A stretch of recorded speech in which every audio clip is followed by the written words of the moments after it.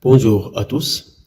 Dans cette vidéo, nous allons explorer un élément fondamental des réseaux locaux, la trame Ethernet, également connue sous le nom MAC et des Protocol Data Unit. Cette trame constitue l'unité de base des communications au niveau de la couche à liaison de données. Nous allons voir ensemble la structure et les différentes informations qu'elle transporte, cette trame. Donc d'abord, une trame Ethernet est composée de 8 champs, ou plusieurs champs, exactement 8, composée de plusieurs champs, chacun jouant un rôle essentiel dans la transmission des données sur un réseau local. Elle est conçue pour assurer une communication efficace et fiable entre les équipements. Le bloc d'information ou la trame, ou comme on a appelé PDE ou MAC PDE, est composé de 8 champs. Le premier champ de la trame est le préambule. Il est composé de 7 octets alternant des 1 et des 0. Son rôle est d'assurer la synchronisation entre l'émetteur et le récepteur, garantissant ainsi que ce dernier est bien prêt à recevoir la trame. Juste après le préambule, on trouve le délimitateur de début de trame. Il est composé d'un octet avec la séquence 1, 0, 1, 0, 1, 0, 1, 1.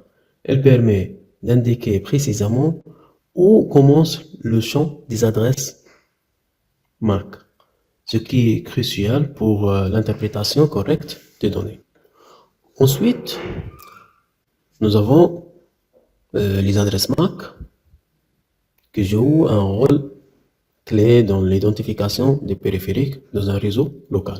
L'adresse MAC de destination sur 6 octets permet d'identifier l'interface réseau de destinataire ou la carte réseau de destination, et l'adresse MAC source également sur 6 octets identifie l'interface réseau de l'émetteur.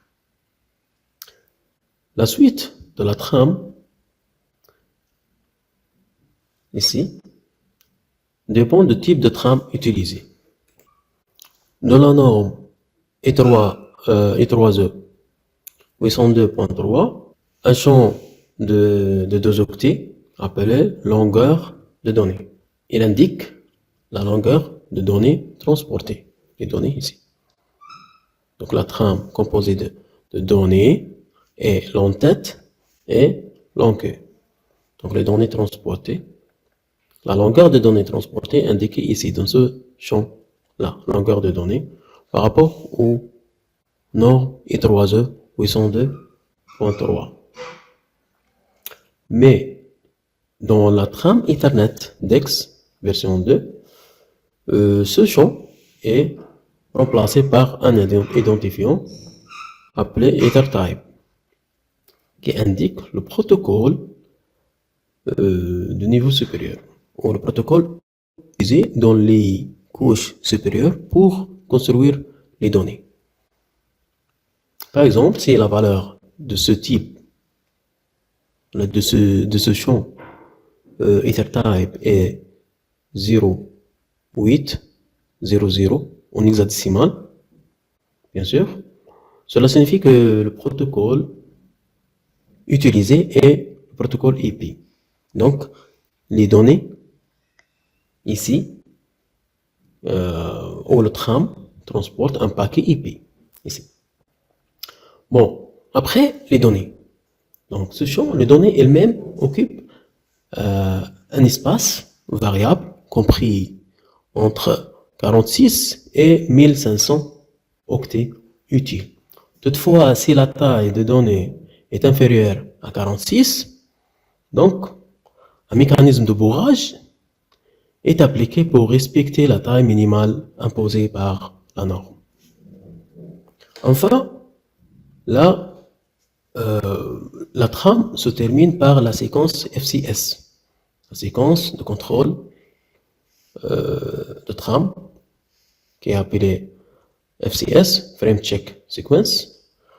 Elle est calculée à l'aide d'un algorithme CRC qu'on va voir après, Cyclic Redundancy Check, sur 4 octets.